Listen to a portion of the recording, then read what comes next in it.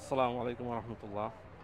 আমরা এখন দাঁড়িয়ে আছি মদিনার একটা বিখ্যাত মসজিদ, মসজিদ কুবা।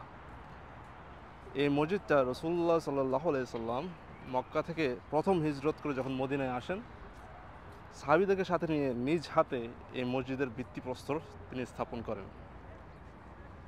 আর এটা ইসলামের উপর প্রতিষ্ঠিত সর্বপ্রথম মসজিদ ধরা যায়। এই মসজিদ সম্পর্কে আল্লাহ সুবহানাহু ওয়া তাআলা সূরা আত-তাওবা কোরআনের 9 নম্বর সূরার 108 নম্বর আয়াতে বলেন, এই মসজিদটা তাকওয়ার উপর প্রতিষ্ঠিত।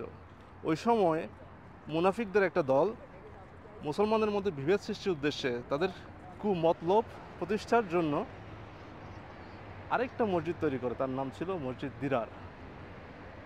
আর আল্লাহ সুবহানাহু ওয়া তাআলা রাসূলুল্লাহ সাল্লাল্লাহু আলাইহি সাল্লামকে ওই মসজিদ দিরারে নামাজ না পড়তে বলেন, আর তার চেয়ে বরং এই মসজিদটা ভালো, উত্তম আর পবিত্র সেটা উল্লেখ করেন।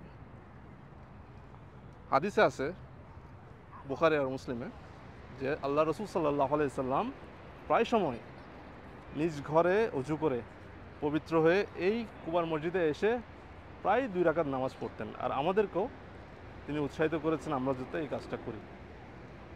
হাদিসে আছে যে ব্যক্তি ঘরে পাক পবিত্র হয়ে এই মসজিদ কুবায় এসে 2 রাকাত নফল নামাজ পড়বে, সে একটা উমরার সওয়াব পাবে। সুবহানাল্লাহ। আমরা যারা মদিনায় উমরার উদ্দেশ্যে আসি, মক্কা থেকে মদিনা, মদিনা থেকে মক্কা, আমরাও চেষ্টা করব যাতে আমরা ঘরে অজু করে এই মসজিদ কুবায় এসে যাতে 2 রাকাত নামাজ মিস না করি।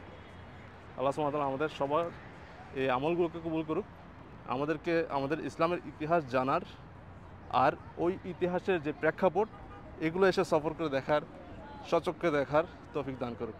আমিন। আসসালামু আলাইকুম রহমতুল্লাহ।